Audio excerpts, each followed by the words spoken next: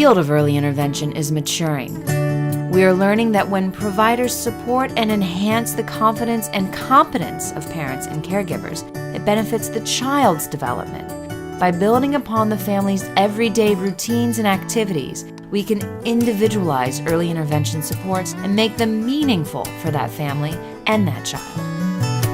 A routines-based approach helps caregivers understand how to help the child learn and develop during natural activities. The caregiver then continually supports the child when a provider is not in the family's home. Let's listen now as 3 early interventionists share what this all looks like in practice. Okay, you show me how you can do it all by yourself.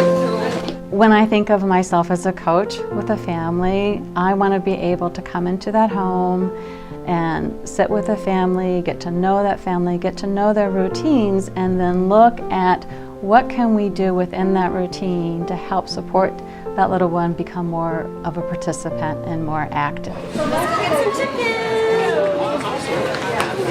So when I'm working with a family and using coaching, I want to, engage with that family, interact with them, and understand what's happening during their routines throughout the day. Is that yummy, yummy, yummy? So that we can identify the routine and the times that they can best help their little person accomplish the goals, develop their skills, and be able to do optimally what we would like for them to do. One more time. I want to give them the tools and the education, the knowledge of what are the next steps that they're going to need in order to help their little one continue to do that same activity the next day or the next day. Apple! Apples! Eating an apple? Just like you! Parents sometimes enter into the early intervention system with preconceived notions about what these services will look like.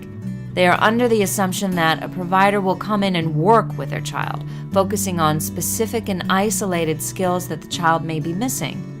The caregiver may have been referred by a physician or another agency staff member who does not understand the shift from a clinical to a more routines-based approach. So how do you explain this to families?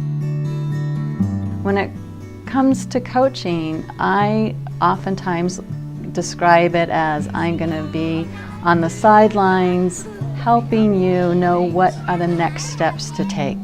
And we're going to look at that together and identify the situation and go, what could we do next? What is he enjoying? What is he delighting in? Son, it's time to clean up. You ready? The provider focuses on supporting every family where they are. This means that each family is looked at individually. Family priorities and uniqueness are celebrated and built upon. This is the starting point for the early interventionist. Oh, sweetie. Well, one of the first things I do when I go into a home is I like to just go in and sit on the floor and look around at what they have and let the mom and the child initiate the activities. I like to see what they spontaneously and on their own pull out to show me. And I think that puts the mom and the child at ease for them to initiate the activities. Which would you like? Do you want the truck or the book? Oh, the book. I guess I also use a lot of turn taking, so I model what I do with those activities and then I say, okay, it's mom's turn, and I hand the toy over to mom and let her model what I just modeled for her. To see.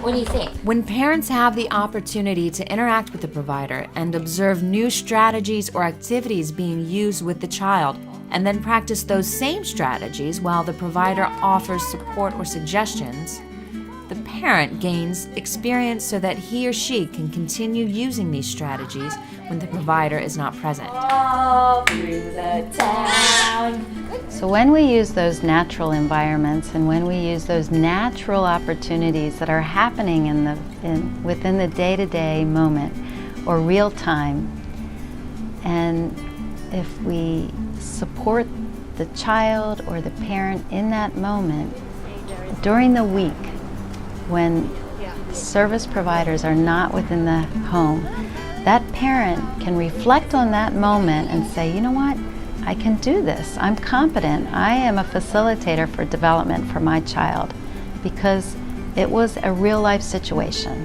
And it's something that I can do, and I can generalize it to another area of the child's life. and it empowers them. It makes them feel confident in their ability to create change. You're laughing so much. You're losing your clothes.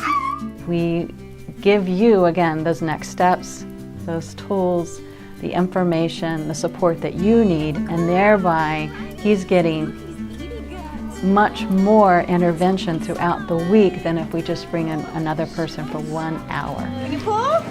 Pull! I think that my focus has become much more family focused. Now it's more, what does the family want in their life, and how do I help the family reach those goals? They're not two separate skill sets. If I want to promote what's valuable, my first role is to find out what are their expectations of that child, and what do they want to be able to do with their child, and what is a struggle for them in their day-to-day life, in the moment-to-moment. That's what's important to me. Did you have a good time? So it's much more of a shared responsibility. It's not the onus of the responsibility. Making that difference is not on my shoulder so squarely, but it's a shared responsibility, and I've empowered the parent, and they have developed their confidence and their competence, and they're able to explore what it is that they can do to help their little person and to make a difference in their lives, and then they can find the joy in making those differences. Thank you. Thank you. Hugs.